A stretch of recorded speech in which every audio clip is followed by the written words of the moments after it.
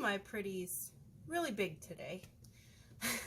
It's Nerdy Witch here, and today we are investigating, air quote, ghost hunting, Hillview Manor in Lawrence County, which I believe is right outside of Newcastle, Pennsylvania.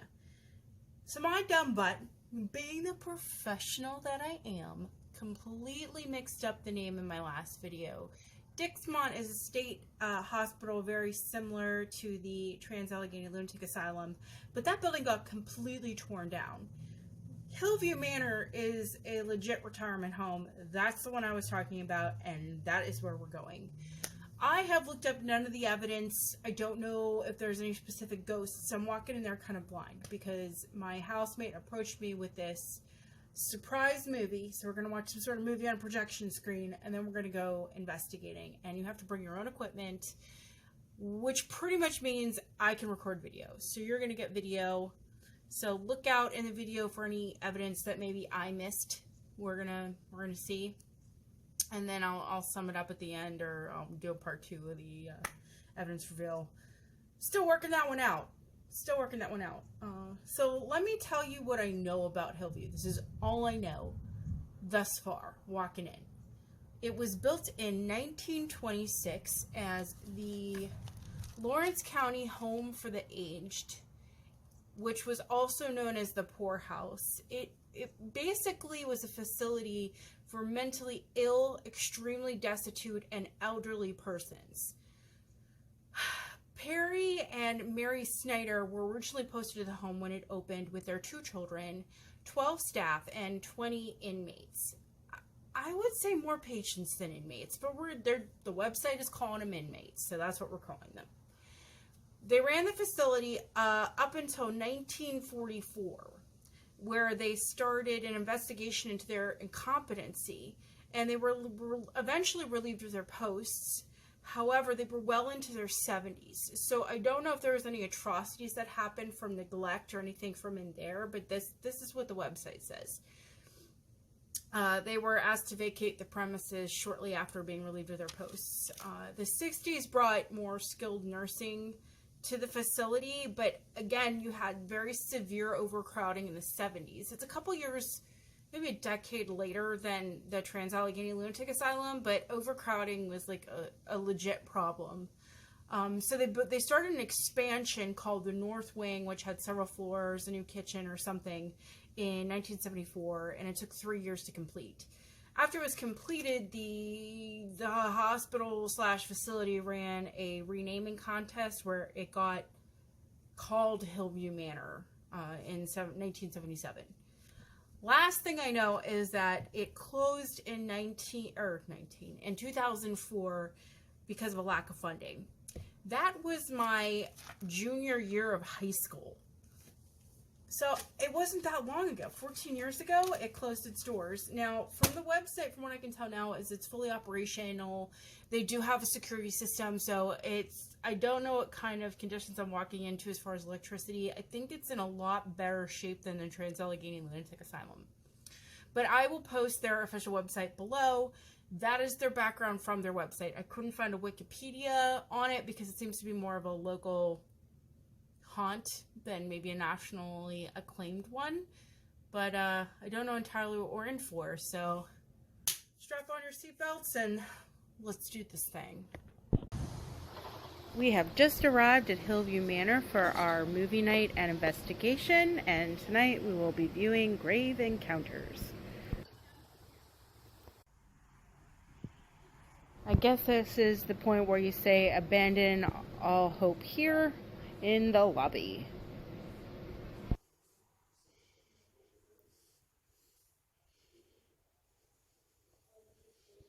Wicked cool gift shop, if you ask me. This is very similar to Trans-Allegheny in West Virginia in the fact that the lobby has been somewhat restored with all the historical memorabilia, and the rest of the building has been dressed in just enough pieces and furniture and props and shrines to make it creepy.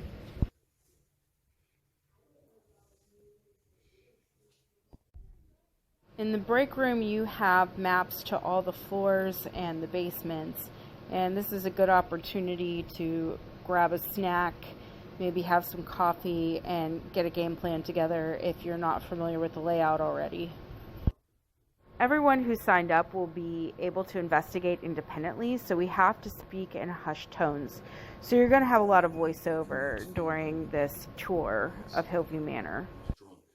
This is one of my best friends, Sean's, and he is taking me on the tour of the building. And at all the various hot spots around the entire hospital, you have plaques that indicate what activity is going on and the background stories. We're about to head into the boiler room where one of the maintenance workers named Eli was taken to sober up, and he passed away from intoxication. Well, I got a backpack, so that's going to be quite the feat.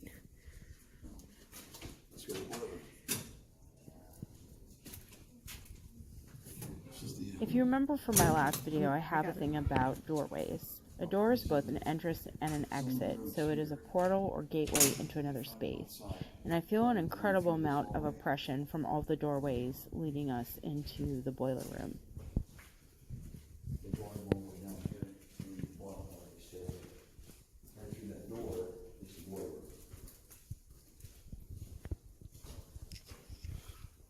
This is where Vance and I were here. We actually found, heard a couple of EVPs, and they, I don't know if anybody's in here. Nope. Okay, come on. I don't want to be shut in here. Huh? So I don't want to be shut in here. It's okay. Will the door stay open? Should be. Okay. It should. If it slams on its own, we'll know.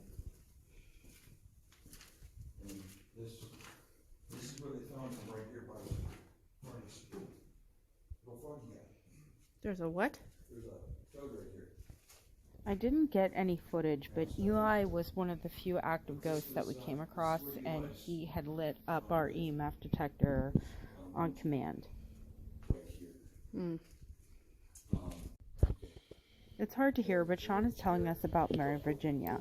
She was a patient here with cerebral palsy who had a very childlike nature. She loved dolls, dresses, toys, and especially Christmas. She could not wait to see what Santa was going to bring her every year. I did find it disappointing that all the plaques had what you can expect from activity from each location, and I feel that that kind of may sway any sort of evidence that's collected by some sort of placebo effect. She would tell everyone what she wanted from Santa. EVPs are heard here, jewelry swinging, sounds of footsteps outside her door. Oh no, this is somebody I can talk to. I can identify with this. Yeah. This is her room. What's her name? Mary Virginia. Mary Virginia. Look at all your beautiful jewelry. This is stunning. My daughters would love it. I'm very childlike at heart too. So I would love to see you swing these necklaces.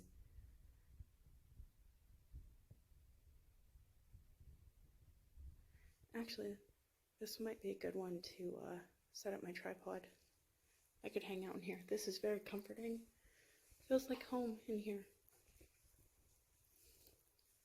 I like the energy in this space. You don't mind if we hang out in here for a while, do you? Okay, recording. You're going to see me walk around here for a moment because I'm going to be trying to record EVPs with my handheld voice recorder. However, the microphone on my camera was not picking up me speaking to Mary Virginia.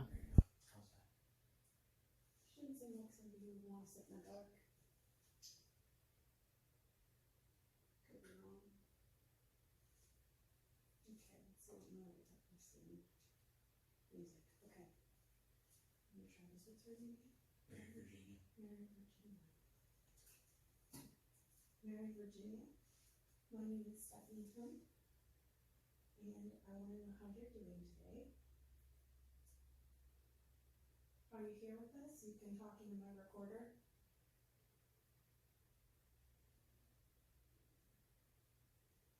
Did you tell me which doll is your favorite?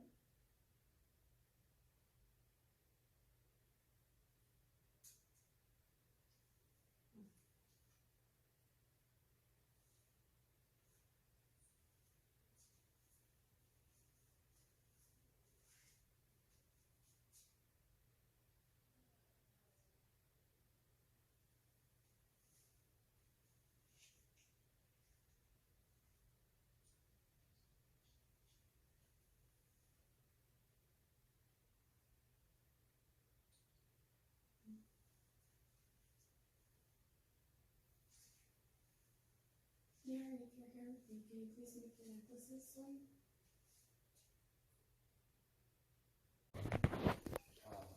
I was disappointed that we couldn't connect with Mary Virginia, so my friend decides to change course. Actually, there's another spot too down at one north.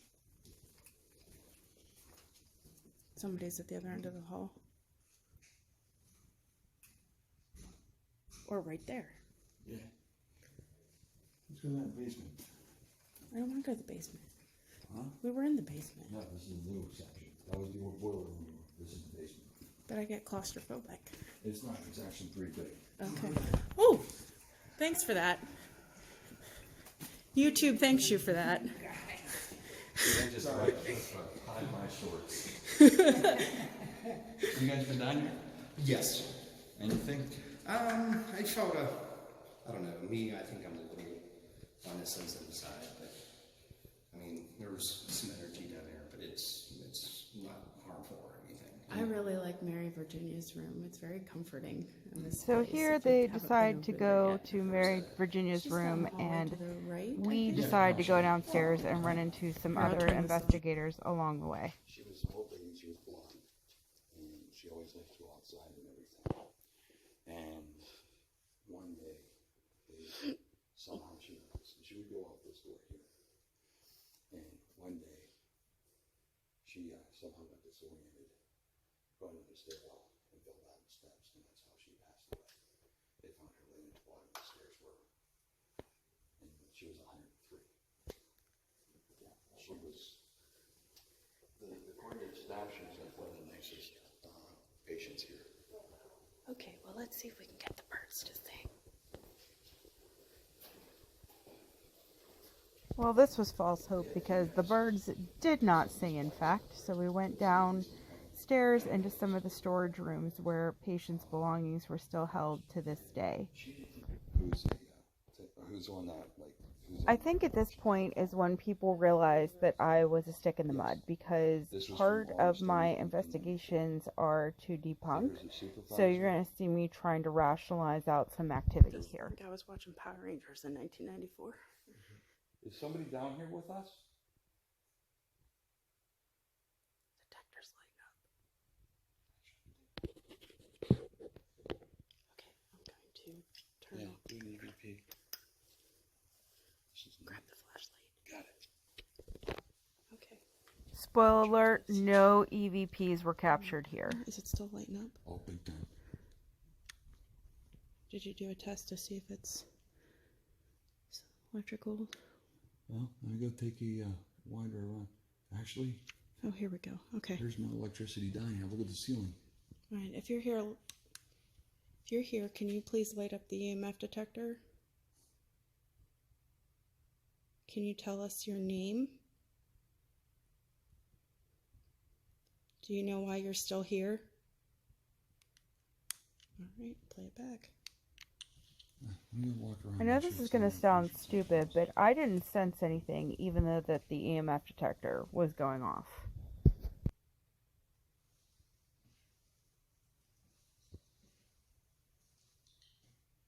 Nothing.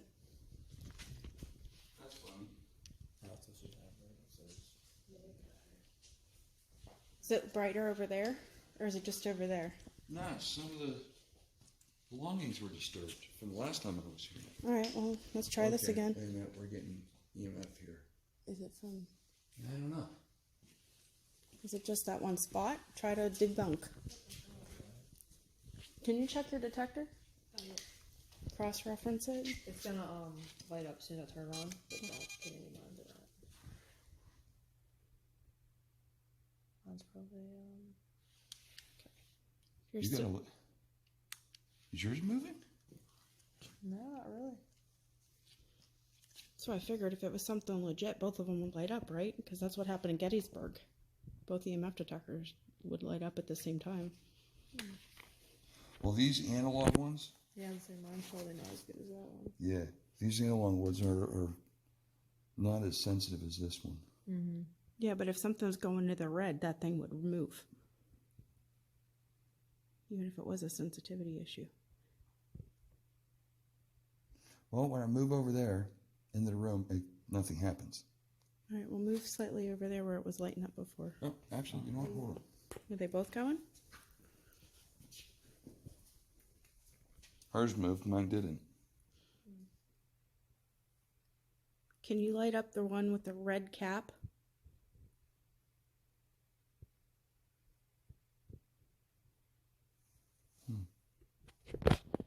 So, big surprise, we didn't capture any more activity, so we moved on to a newer boiler room where a ghost that is a major Steelers fan is known to haunt. Win the Super Bowl this year. I can't remember the guy's name, but he loved the Steelers so much that even in death, if you teased him about any other team winning the Super Bowl, he would smack you behind the head.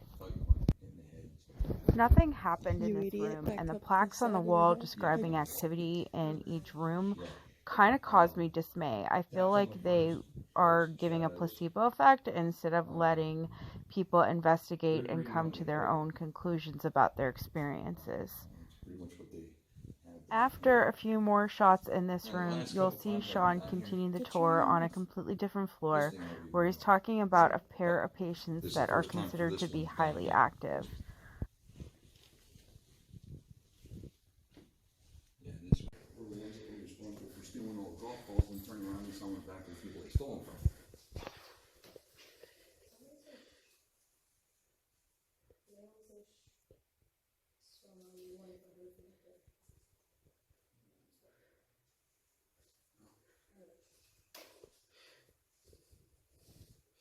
Not surprising. There's two gentlemen there. Their rooms are down too.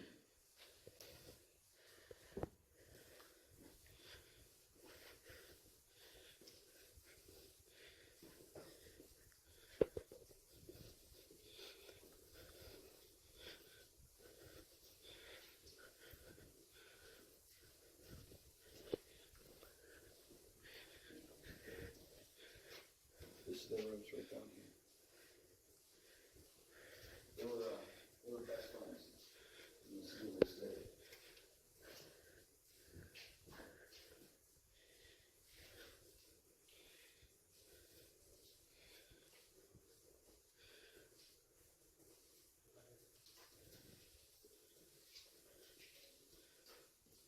There was a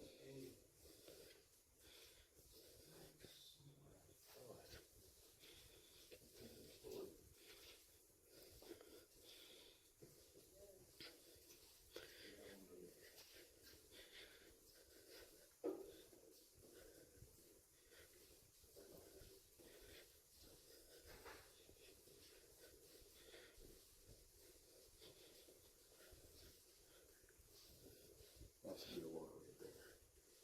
The what? This is the operating room here.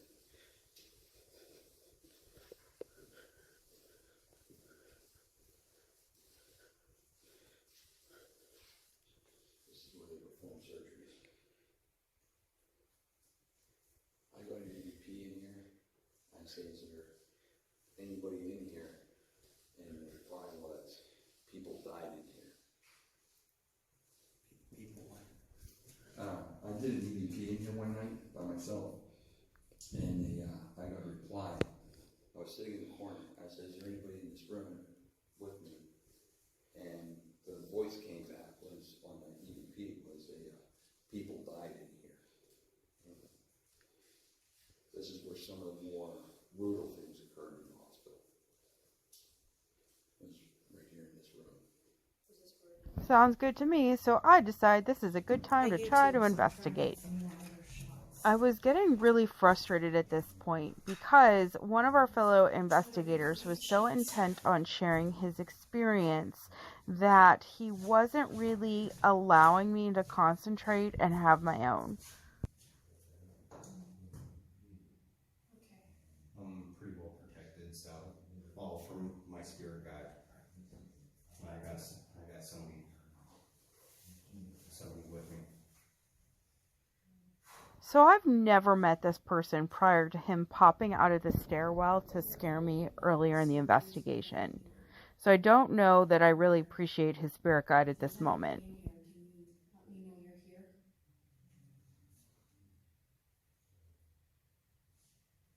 Can you tell me your name? Is there any chance that you died in here?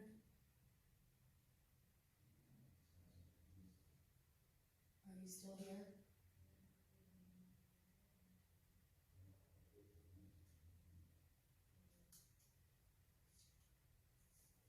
I decide to play back the recorder to see if I've captured any EVPs, and my new friend has now begun to tell me about his personal experiences yet again.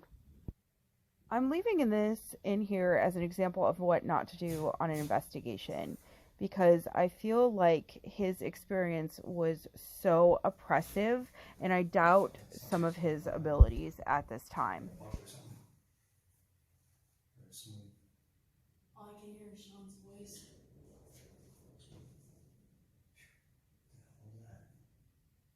Was that way? Yeah, no, it just felt like bugging. It was like trying to get in my eye or something. So I was like shining it up, see if there's any webs or.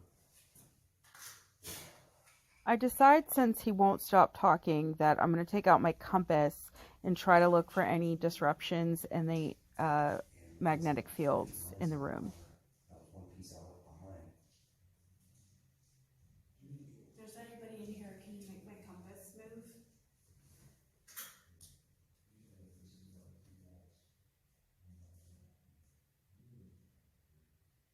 Can you knock on the wall? Again, unwelcome interaction during my investigation. Do an experiment. And now he's completely hijacked it.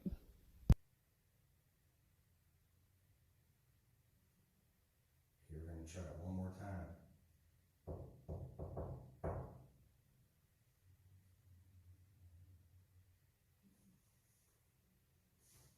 I realized at this point that I'm not going to get any usable evidence with having so many investigators on the scene that don't seem to respect personal boundaries or my process.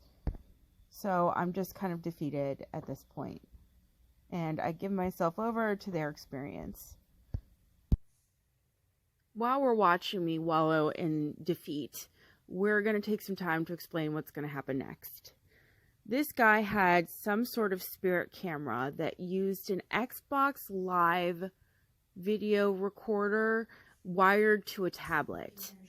I don't like the stick figure technology because I really feel like without having a real expert there to analyze what the camera is trying to read, that it's giving false positives and incorrect mappings.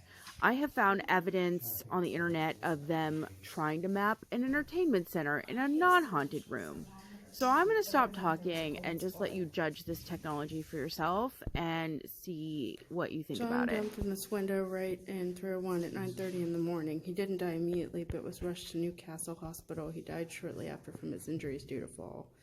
There have been EVPs of a man that says he did not jump. He was pushed out the window. The sounds of the privacy curtain being pulled closed.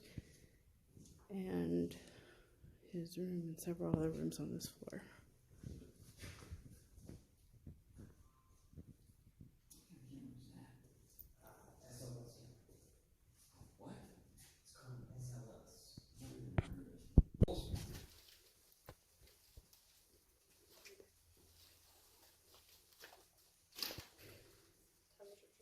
Jules?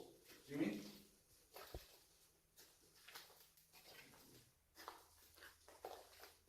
You guys want a cigarette?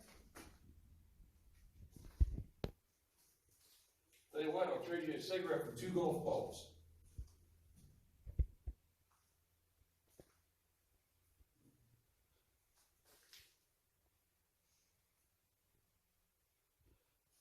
You guys smell that? Nope. What's it smell like? Old Main cologne. I smell an old tire. Yeah, that's what I smell. Like rubber. Yeah. That's what I smell, rubber. Like a rubber tire.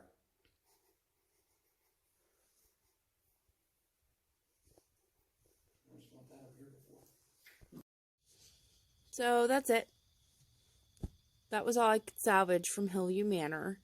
I hope you can appreciate where I was struggling and where I was having problems, and how investigating a building like that can be very difficult. It was a free-for-all loaded with placebo effect, and then we all had our own equipment.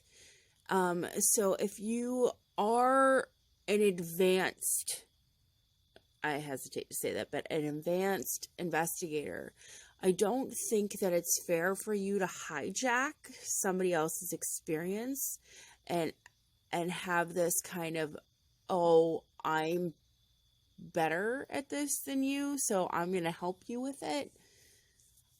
I would have said something because I'm usually really in people's faces. However, I was so scared to get lost in that building because I was so confused about where I was. And I was terrified of possibly getting ghost sick and not being able to clearly find my way out, that literally out of fear, I kept my mouth shut. And if I look back on it now, I wish I would have asked for space to do my thing and to try to connect. But at the same time, I was really afraid that there might be spirits there, but I didn't come across any during that investigation. I had one moment when I was leaving the building and I felt like something grabbed my hand and asked me not to go.